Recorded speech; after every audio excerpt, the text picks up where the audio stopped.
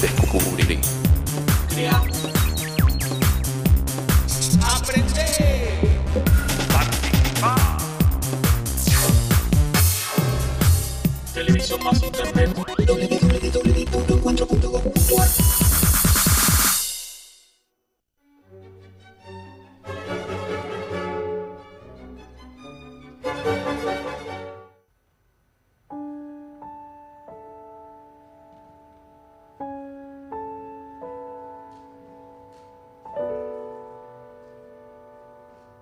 Hace años que soy historiador. Investigo, doy clases y seminarios. Sin embargo, hay veces que las preguntas más difíciles me las hacen en lugares insospechados. Desde que mi almacenero sabe a qué me dedico, mis compras se convirtieron en experiencias extrañas.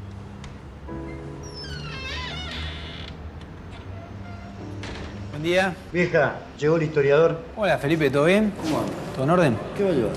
Y para una picadita. Escúcheme una cosa. Estuvimos discutiendo con la vieja y no nos pusimos de acuerdo. ¿Cuál es su prócer preferido? De lo más grande. Ese que tiene el nombre de ferrocarril. Y Belgrano. Yo decía, Belgrano, grande, Belgrano.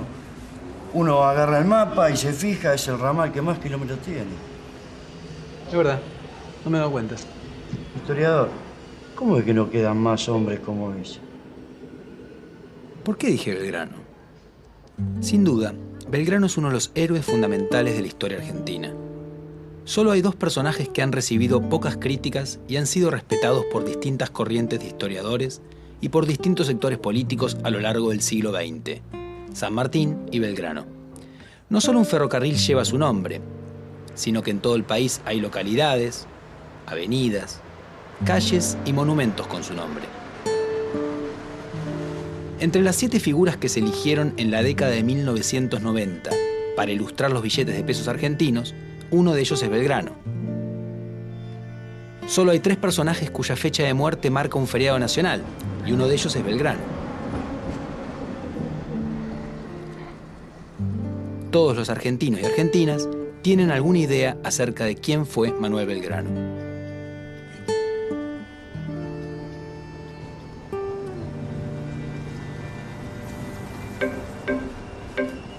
Manuel José Joaquín del Corazón de Jesús Belgrano nació en Buenos Aires el 3 de junio de 1770.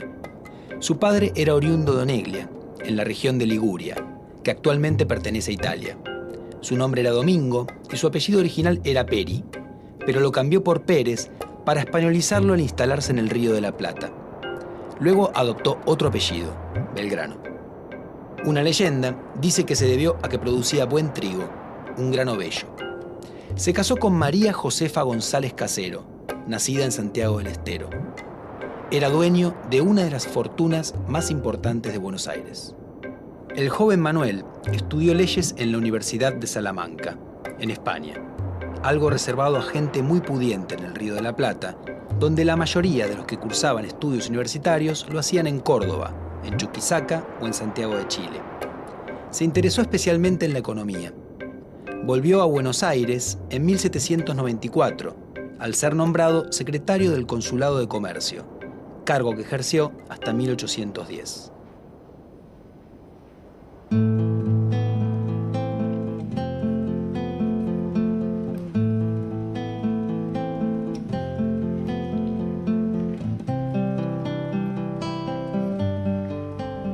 ¿Quién era el padre de Belgrano? Y el padre era italiano. De hecho, el apellido de él es distinto al que después trascendió, que es Domingo Belgrano Pérez. Y él en los 50 del siglo XVIII primero se va a España, desde donde consigue el permiso para venir a Buenos Aires, porque evidentemente en esa época no se podía viajar de un lado a otro libremente, y consigue el permiso y se instala en Buenos Aires en los 50. Y en realidad llega, aunque no era una familia totalmente humilde, digamos, llega un poco con una mano adelante y otra mano atrás, y empieza haciendo actividad comercial, pero en un nivel muy, muy bajo, ¿no? Haciendo transacciones muy humildes, comprando y vendiendo algunas cosas en Buenos Aires. Pero bueno, lo cierto es que digamos, en unas pocas décadas termina convirtiéndose en uno de los comerciantes más ricos de Buenos Aires. En alguna época, un poco los historiadores o la gente en general creía que desde tiempos inmemoriales, la clase poderosa, digamos, el sector poderoso de Buenos Aires era un sector terrateniente. Y en realidad eso no es así. En el periodo colonial, los verdaderamente ricos de Buenos Aires eran comerciantes. Obviamente podían tener algo de intereses en el campo, como es el caso del papá de Belgrano, que como decía tenía una chacra, una estancia, pero eso era nada, el 2, 3, el 5% de su capital. El capital esencial de Belgrano estaba en el comercio. Eso, comprar esclavos, vender esclavos, comprar mercancías, traer plata, traer yerba del Paraguay y después llevar esa yerba del Paraguay al Potosí. El padre lo mandó a estudiar a España. Lo mandó a estudiar comercio, pero en realidad él no estudió comercio, estudió leyes. Por un lado defendían la idea de la ilustración, es decir, las luces, la importancia del conocimiento para mejorar la sociedad. Entonces, obviamente Belgrano, desde su función en el consulado, fue un gran defensor de la educación. La necesidad de crear escuelas de todo tipo para que la gente se forme. Para los que hacen agricultura aprendan a mejorar la agricultura que hacen, para los que hacen navegación aprendan cómo se mejoran los instrumentos de navegación, etcétera, etcétera. ¿Cómo recordás a Belgrano físicamente? Era de facciones muy delicadas, muy finas. Me imagino un tipo no muy alto, Hermoso, hermoso. no muy gordo, así, De pelo corto, por lo menos la figurita de Chicken. tipo común, va. Belgrano, con la patillita, la naricita y algunos rulitos así, bien marcados acá. Con cara de buena persona. Como hombre era lindo.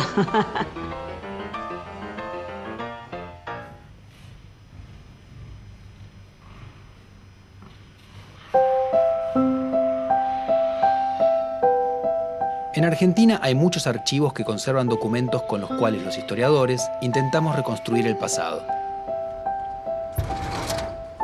El Archivo General de la Nación es el más importante.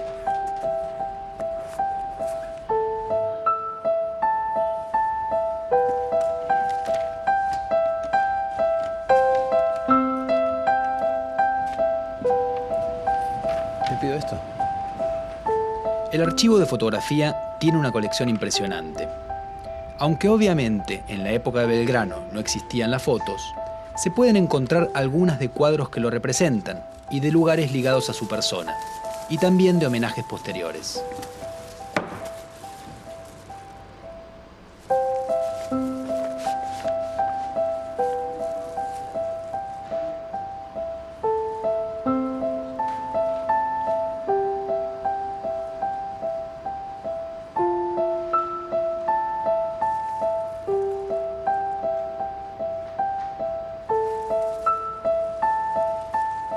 En el Departamento de Documentos Escritos se conservan varios legajos en los cuales hay información sobre Belgrano, en particular cartas que envió o recibió.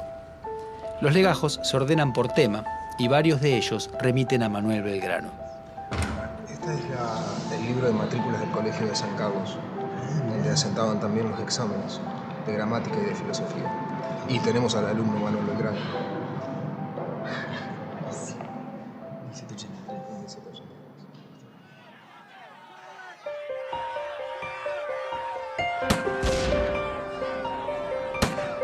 Cuando los ingleses se apoderaron de Buenos Aires en 1806, los miembros del consulado prestaron juramento de reconocimiento a la corona británica. Belgrano se negó y pasó a la banda oriental. Volvió a la ciudad después de la Reconquista y se incorporó a las milicias voluntarias que se formaron para enfrentar un posible nuevo ataque. Belgrano ingresó al cuerpo de patricios que agrupaba a los nacidos en Buenos Aires y fue elegido sargento mayor del regimiento. Los oficiales de patricios eran elegidos por la tropa y en general los que fueron nombrados eran miembros de la élite de la ciudad. Belgrano cuenta en su autobiografía que hizo trampa en una elección para evitar que triunfaran los que él llamó dos hombres oscuros, es decir, de origen popular. Se entrenó en el manejo de las armas y estudió algunas claves de la vida militar. Al año siguiente participó en la defensa contra la segunda invasión inglesa. En mayo de 1810, Belgrano formó parte del grupo revolucionario y fue nombrado vocal de la primera junta. La junta decidió enviar a sus mejores tropas para hacerse obedecer en el interior y en el Alto Perú, donde estaba la ciudad de Potosí, que era la clave de la economía colonial porque de ahí se extraía la plata. Pero también decidió enviar una segunda expedición a Asunción del Paraguay, para obligarla a plegarse al movimiento revolucionario. El mando del pequeño ejército le fue otorgado a Belgrano, que no era un militar profesional, pero sí un revolucionario decidido. La precaria expedición fue derrotada y el Paraguay no aceptó más la preeminencia de Buenos Aires. Belgrano estaba ligado a los grupos morenistas, es decir, seguidores del pensamiento del fallecido Mariano Moreno, que impulsaban cambios importantes. Los que gobernaban cuando regresó a Buenos Aires eran sus rivales, los moderados saavedristas. Pero en septiembre de 1811, los saavedristas fueron removidos del gobierno y se nombró al primer triunvirato en lugar de la Junta. Este designó a Belgrano jefe de los patricios.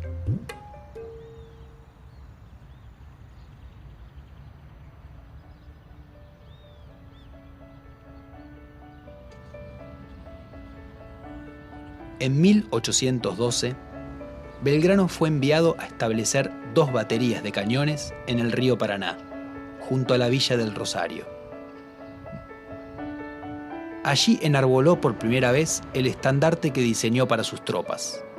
El triunvirato no quería que se creara un pabellón, porque eso ahondaría el camino a una ruptura total con la monarquía española, paso que todavía no gozaba de consenso entre la dirigencia rioplatense.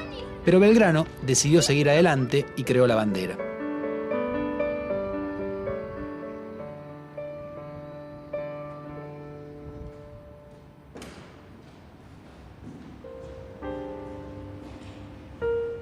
Excelentísimo señor, en este momento, que son las 6:30 de la tarde, se ha hecho la salva en la batería de la Independencia y quedo con la dotación competente para los 3 cañones que se han colocado, las municiones y la guarnición. He dispuesto para entusiasmar la tropa y estos habitantes que se formasen todas aquellas, y les hablé en los términos de la copia que acompaño. Siendo preciso enarbolar bandera y no teniéndola, la mandé a hacer blanca y celeste, conforme a los colores de la escarapela nacional. Espero que sea de la aprobación de vuestra excelencia. Dios guarde vuestra excelencia, Rosario, 27 de febrero de 1812. Manuel Belgrano.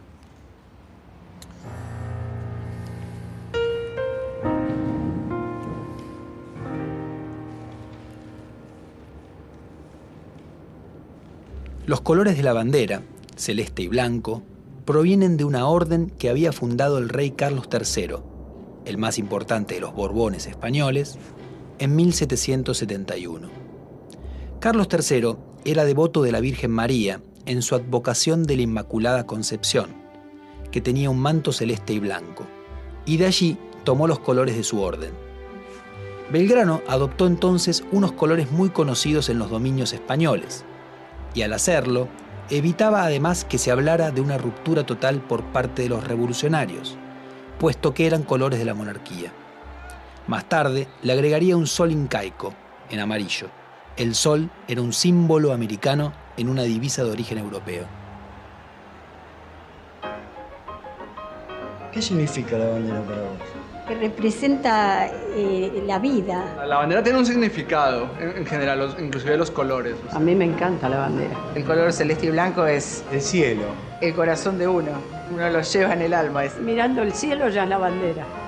Sí, me gustan más esos colores en el cielo que en la bandera, en realidad. Y la bandera representa al país. Un símbolo de unión. Hay gente que se siente más identificada, hay gente que se siente menos identificada. La amo. Este 20 de junio voy a sacar la bandera al balcón.